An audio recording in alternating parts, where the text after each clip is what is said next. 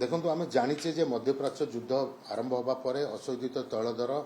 $70 रु $150 पहुंचिकी आज $108 रही एवं तैल कंपानी माने बहु मात्रा रे हानि सहीकि प्रति लिटर तेल बिक्री कला बेलू 30 टंका पेट्रोल रे 80 टंका डीजेल रे हानि सहुचंती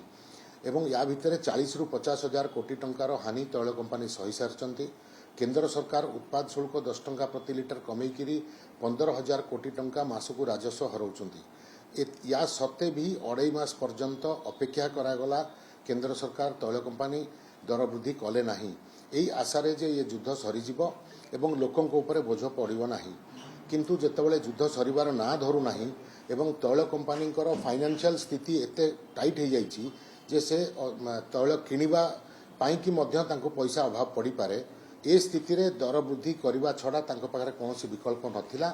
एवं सेतिपई दर वृद्धि करने आरंभ कले। दर वृद्धि को लेकिन जदि देखिबे आपण पूरा विश्व रे 35 रु 40% दर वृद्धि करा जायछि सबु देश मानकरे, जेबे कि भारत रे जमा 6 to 7% पर्यंत दर वृद्धि हेछि। आगामी दिन रे मध्य जदि युद्ध बंद न हुए ताहले जहां एनालिस्ट मानकर आंकलन हाराहारी 20 टंका पर्यंत तार अर्थ 8 टंका पर्यंत दर वृद्धि हो सारी आउरी 10-12 टंका दर वृद्धि हो पारे।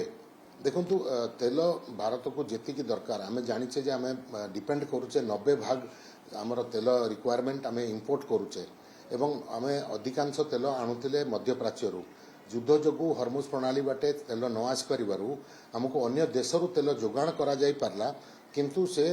आमको आउरी 15 दिन एक्स्ट्रा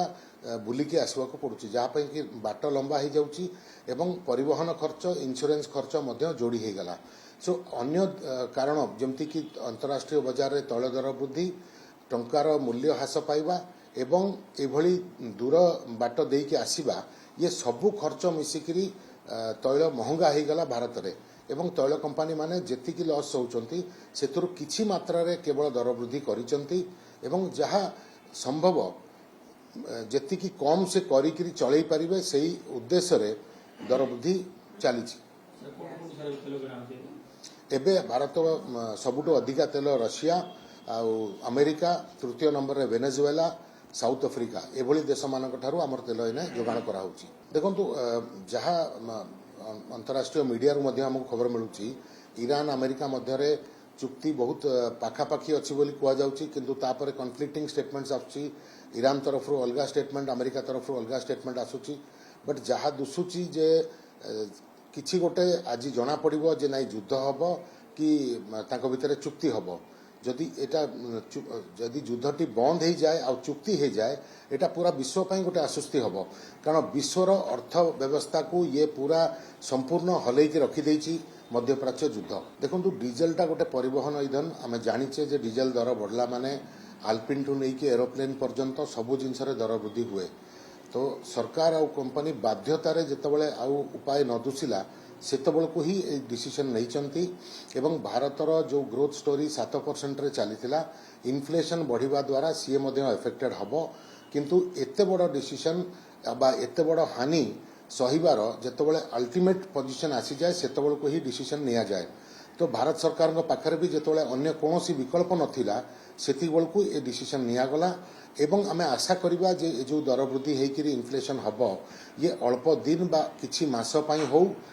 जदि युद्ध सरी जाए अंतरराष्ट्रीय बाजार रे अशोधित तैल दर आउ थरे कोहळ हुए ताहले तैल कंपानी माने ये दर वृद्धि को दर ह्रास करिकी आउ थरे स्वाभाविक स्थिति को नहीं आस परिबे। कारण देखंतु अंतरराष्ट्रीय बाजार रे तैल दरटा काहारी हातरे नुह एवं आमे तैल संकट तैल अभाव जो देखी पारि नै पंत सेटा बड़ आम पई आश्वस्ति बोली कहि परिबा। तैल दर वृद्धि हवाटा तो स्वाभाविक हो जाइछि कारण अंतरराष्ट्रीय समुदाय भितर जदि देखिबे 35 रु 40% दर वृद्धि हेछि आमे तो 5-6% जमा दर वृद्धि करछे। तेल मिलिबाटा ही बड़ जिनस अन्य देश मानकरे तेल न मिलिबार स्थिति आसीगलानी। यूरोप रे किछि दिन रो आउ एटीएफ माने जोटा प्लेन रे व्यवहार हुए अल्प दिन रो रहिछि बहुत प्लेन कैंसल हो सारी लोकंकर जीवा आसवा प्लेन रे जतक प्रोग्राम थिला सबू अपसेट हो सारी तो एते असुविधा भितर जदि भारतवासी कथा कहवा आमे बहुत भलरे अच्छे। देखो इथेनॉल ब्लेंडिंग करने द्वारा आमे बहु मात्रा रे विदेशी मुद्रा संचय कले आमर किछि ଇମ୍ପୋର୍ଟ ମଧ୍ୟ ତା ଦ୍ୱାରା କମିଲା କ୍ରୁଡ୍ ଅଏଲ୍ର ଏବଂ 20% ବ୍ଲେଣ୍ଡିଂରୁ ଏବେ 30% ବ୍ଲେଣ୍ଡିଂ କରିବା ପାଇଁ କି କେନ୍ଦ୍ର ସରକାର ବିଜ୍ଞପ୍ତି କରିଛନ୍ତି କିନ୍ତୁ ସିଏ ଏକକାଳୀନ 30%କୁ ଯିବ ନାହିଁ 20ରୁ 22 22ରୁ 25 ହେଇକିରି ଧୀରେ ଧୀରେ ଯିବ ଏବଂ ଅଟୋମୋବାଇଲ ମ୍ୟାନୁଫ୍ୟାକ୍ଚରର୍ସ ମାନେ ଆଗେ ସାର୍ଟିଫାଏ କରିବେ ଟେଷ୍ଟିଂ କରିବେ ଯେ ତାଙ୍କର ଏକ୍ଜିଷ୍ଟିଂ ଇଞ୍ଜିନ୍ସ ଗୁଡ଼ାକ କେତେ ପରସେଣ୍ଟ ଏଥନଲର ଲୋଡ୍ ନେଇପାରିବ। ସାର୍ ବର୍ତ୍ତମାନ ସେ ସମୟ ବି ଆସିଗଲା ସେଟାକୁ ସ୍ପିଡ୍ ଅପ୍ କରିବା ପାଇଁ ନିଶ୍ଚିତ ଭାବରେ ସେଥିପାଇଁ ତ କେନ୍ଦ୍ର ସରକାର ଇଏ ମାନେ ବିଜ୍ଞପ୍ତି କଲେ ଯେ 30% ଏଥନଲକୁ ମୁଭ୍ କରିବେ ବୋଲି ଏବଂ ଏଥନଲ ପ୍ରଡକ୍ସନ ବଢ଼ାଇବା ପାଇଁ ମଧ୍ୟ ଯେଉଁ ଏଥନଲ ରିଫାଇନେରୀ ଗୁଡ଼ା ଲାଗିଛନ୍ତି ସେମାନେ ମଧ୍ୟ ପ୍ରସ୍ତୁତ ହେଲେଣି।